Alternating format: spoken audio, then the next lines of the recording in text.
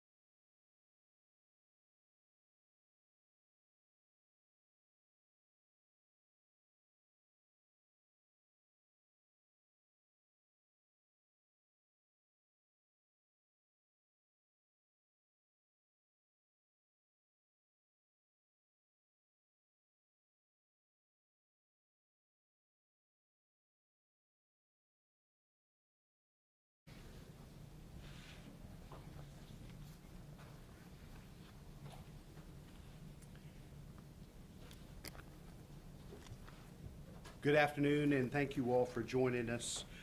As I say all the time, my vision is for Columbus to be the safest big city in America.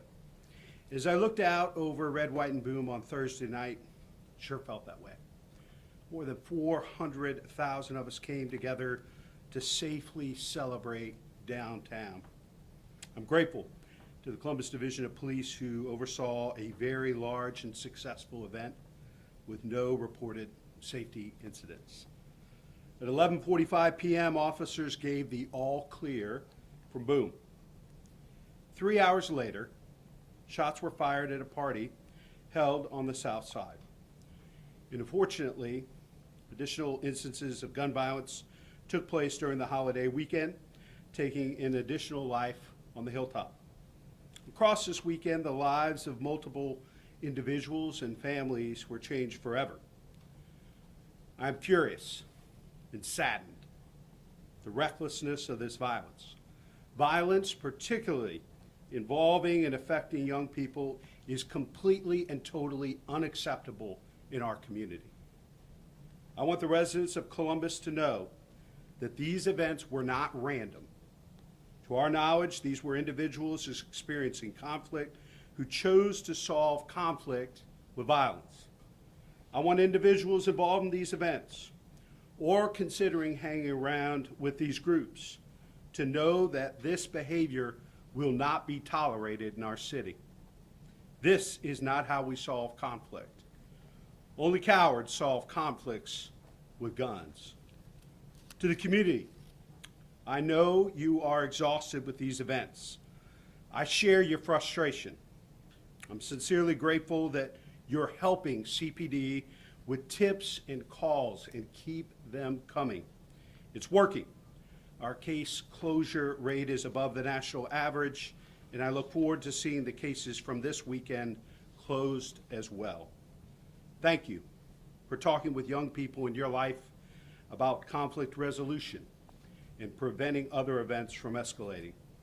Please continue to know where your kids are and who they're hanging out with. I have a curfew in my home, and I encourage you to do the same. Monitor your young people's social media, check their belongings for weapons, and make sure the entire family is engaged and on board with keeping them safe.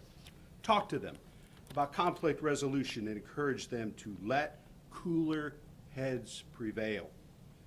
Finally, I'm grateful to CPD for their efforts this weekend. Together, we will continue to raise the bar to keep this community safe and do everything in our power to prevent crime. I'd like to turn things over to Deputy Chief Coleman for some additional information. Good afternoon, everyone. Mr. Mayor, thank you. My name is Deputy Chief Justin Coleman, and I am over the Criminal Investigations Subdivision, which includes our homicide and our felonious assault unit. What I'm going to do is just briefly go over just a general overview of where we are as a city and talk about some of our homicide and our firearms that we have recovered throughout this past year. In the city of Columbus, this weekend we experienced another series of incidents of violence, including 2 different homicides. And in one of them, we had another juvenile lose their life. I share the mayor's sentiment and statements that we understand the community is tired and we are tired. But our efforts between working with our partners in the community and our division representatives are going to ensure that each one of these family members gets justice for what has happened.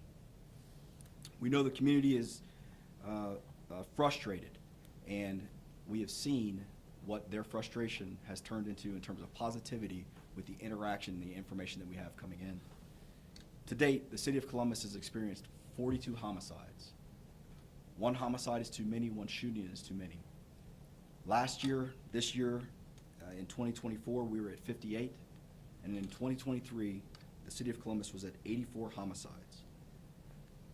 These efforts to reduce gun violence in our communities are a direct result of the continued partnerships that we have with all of the individuals that are providing information with our homicide unit, putting us well above the national average for solvability rate, which is 50 to 56%. We are at 78% to date. So for our felonious assaults and individuals that have been affected by gunfire, we are at 120 so far in 2025. We had 167 in 2024.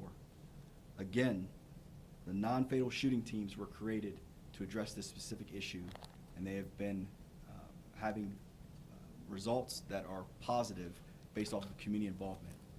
One such was in June 28th of this year, where they followed up on a series of non-fatal shootings in the Wedgwood community, resulting in over 100 rounds fired, 6 different events, and an individual charged with 12 different offenses, which included felonious assault.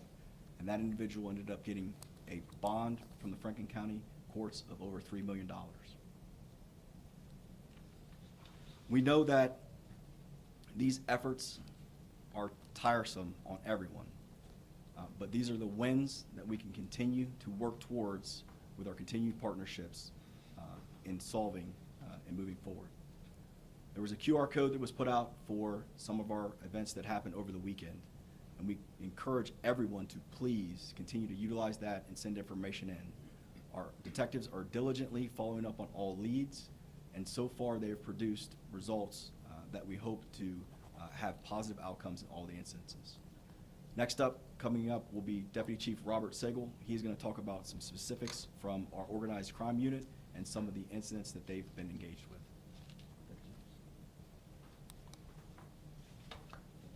Good afternoon, everybody. My name is Robert Segal. I oversee our Special Operations Subdivision, which includes our Special Services Bureau and our Organized Crime Bureau. I just wanted to talk about a few of the initiatives and partnerships we have in hopes of reducing violent crime in and around Columbus.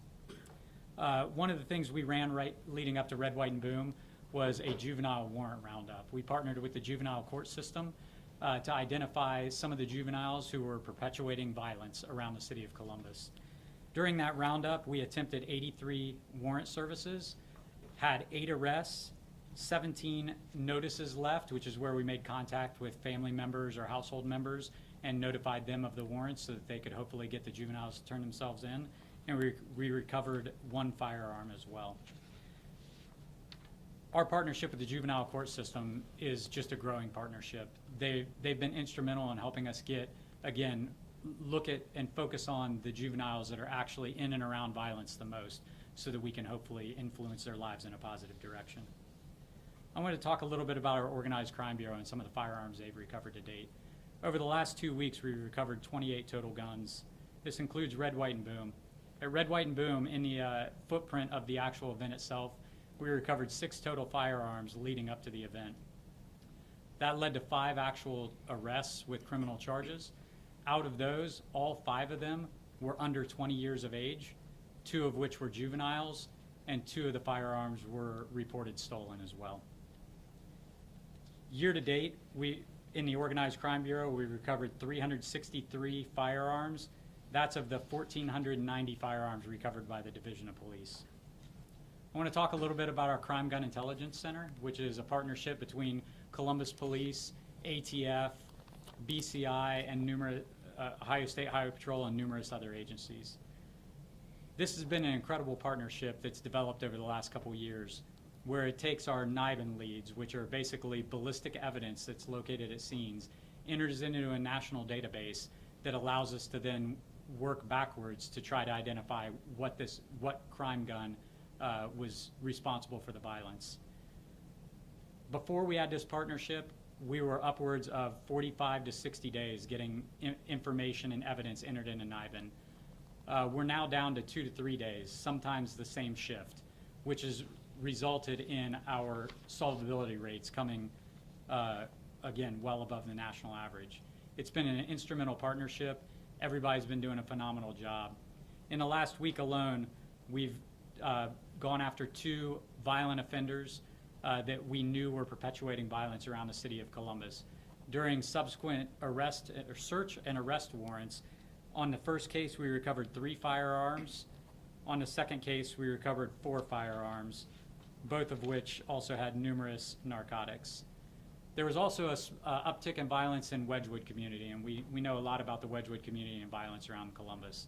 And patrol officers have been doing a phenomenal job keeping that down, but there was a slight uptick. Our gang enforcement unit and our CJIC officers worked together along with Criminal Investigation Subdivision, and they were able to serve a search warrant there that recovered over 4 guns and tens of thousands of dollars worth of narcotics, leading to 2 impactful arrests. All of these arrests have taken actual shooters off the streets, which is what's really important to highlight. We're using so much data to try to actually target the people that are pulling triggers. And then what we do on the other ones, the people that are just surrounding themselves with violence and not necessarily perpetuating it, we're trying to work with, we work with our partners like Columbus Violence Reduction to get them the resources they need to hopefully choose a better path so that they're no longer taking that path of violence. It's an incredible partnership that we're very proud of. I want to talk a little bit about, we have a couple other programs, Operation Moonlight. That's mainly focusing on parks, pools, rec centers, but it also covers large crowds as well when we have large events in and around downtown area or anywhere spread around Columbus. That's been very effective this year, but we've also started up our summer safety initiatives, which are targeting different things within each patrol zone. That's been going on for 3 weeks now. So far, throughout the 6 zones, they've attended 57 community events, made 95 felony arrests, and seized 30 firearms, along with numerous and countless narcotics. Violence in Columbus will not be tolerated, and we will continue to use all the resources at our hands and develop new resources available to disrupt violent individuals. Are we opening up the questions? Yep. Mr. Mayor? Assistant Chief Spotker, Thomas, any comments? Anything you'd like to share? We'll open it up for questions. Yep. Are we able to go into more detail about the circumstances surrounding the shooting at the short-term rental? We know that there was a party of about 100 people. You guys have said mostly teenagers.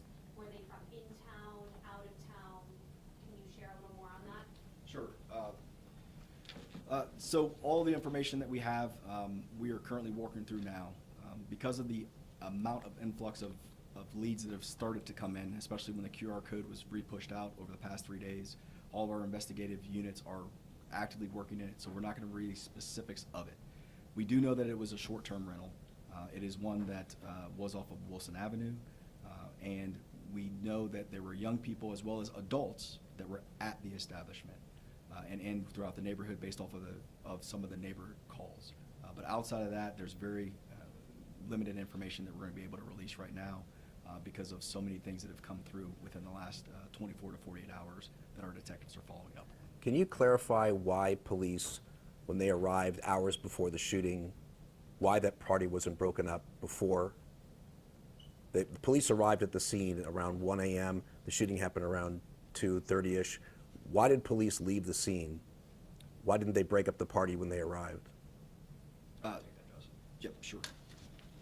Yeah, so our officers were sent out there on a disturbance call, and upon arrival, there were folks outside of that party. There was clearly loud music going on inside the residence there. That is a very common call that we get. In fact, in an hour-and-a-half period, that same night, we had 19 other of those exact calls of large parties, large disturbances, large fights going on throughout the city. So it's a very common call that officers get called to. There's a number of things that officers can do, and generally it's going to start with us. It's no different if it's on campus. It's very regular on campus as well. By telling them, hey, turn the music down, go inside. The officers did that, told them, hey, shut the music down, make sure you keep the street open. The officers were able to get down the street just fine. And so, they responded and then, took, basically warned them, essentially, hey, you need to calm it down, and then left. And then obviously later on, sometime after that is when that incident happened. So, you might ask, what can we do when we have these large parties, whether it be at a short-term rental or whether it be somewhere on, campus, on the north side, wherever? That's exactly why we are meeting with, the various short-term rental companies to come up with solutions here. We don't exactly have data readily available in the middle of the night of who owns the short-term rental, a lot of times it's a company. of getting that real time. So that's why we want to meet with these folks to figure out if we can come up with real time solutions to be able to handle these better in the future. We understand it's a problem. What happened this weekend is nonsense and it should not have happened. And that is why we are taking steps now to figure out what can we do to come up with creative solutions to ensure that this does not continue to happen moving forward. So just as a follow-up, those officers didn't observe any alcohol, any drugs, anything illegal going on at the time they arrived? That'll all get flushed out in the investigation. We can't release any investigative details right now. All of that is part of the ongoing investigation, but that'll all get flushed out as part of that investigation. And then we will continue to look at that and figure out, again, that's going to go into our creative solutions to come up with what can we do on these situations. But you felt So the I think- officers did what? I think to Assistant Chief's point, this isn't isolated to Columbus. These issues with large parties and violence at rental places, short-term rentals are happening in cities across the country. And so not only are the police looking at this, we're going to be working closely with them to see if we can ask council to take some legislative action and us take administrative action to better curtail this. I think what's important to remember, everything that happened this weekend was not random. These folks were known to each other. One of the reasons we've seen such a dramatic reduction in violence over the last couple of years is we've been very focused on the fewer than 500 people in a city of 1 million that are committing 50% of the violence. And that's why the non-fatal shootings work is so important. That's why our collective efforts, prevention, intervention, enforcement, are showing great results. But when you have unacceptable violence take place the way it did this weekend, I'm asking the people of Columbus to double down. This is not a time for us to let up, and we need to continue to share information, take control of our families, and take responsibility for everybody's safety. What would be your vision of legislative action on short-term? I'm going to follow best practices. I'm going to listen to police, and we're going to do what makes sense. I'm not interested in just passing ordinances and making statements. We want to do something that's going to make a difference and help protect our officers and protect the public. And so we're going to do our due diligence and look at best practices and see what we can do. We talked to a lot of neighbors on Friday who wanted to know about the curfew. They said there were a lot of kids they knew were underage. It was after midnight. What's being done about the curfew? And when the officers showed up, they had to have seen that there were kids underage. Why didn't they enforce the curfew? I can say that we're always reassessing how do we do things better. What I will say, our officers are going from run to run in the city, as you're aware. As Assistant Chief Common said, we answered 19 of those calls. Could we have done some things better? Maybe, sure. And we'll look at all of that as we move forward. But what continues to happen is, as the mayor has said time and time again, is that we know that underage kids are out here after 12 o'clock. Our officers are being diligent, they're making arrests, they're doing investigations, and we're doing our part as well. We're asking the community to continue to do what they're doing, which is amazing outreach that they've had with the community and our officers, which has led to, and I don't want us to forget this, we've had an uptick in violence, but overall, Columbus is extremely safe for a major city. One homicide is one too many, but I want to reiterate that this is a safe community where our community can come, work, live, and play. And I don't want us to forget that. Our community has stepped up. They've given us countless information, which has not only prevented violence, but also helped us to solve it. So I just want to reiterate that thank you to the community, our community partners who are out here day in and day out assisting with us, Office of Violence Prevention under Columbus Violence Reduction, all these community groups that are grassroots, boots to the ground, that we interact with on a day-to-day basis have caused this violence to decrease. We're sitting better than we have since 2013. I think that's something for the community and its police department to be proud of. What about these takeovers that are part of complex schools? Residents are concerned about their own safety. People that live there, but all these outsiders are converging on their home area. Just anything that you feel like police are. Yeah, absolutely. We understand that's an issue. A lot of these are new trends.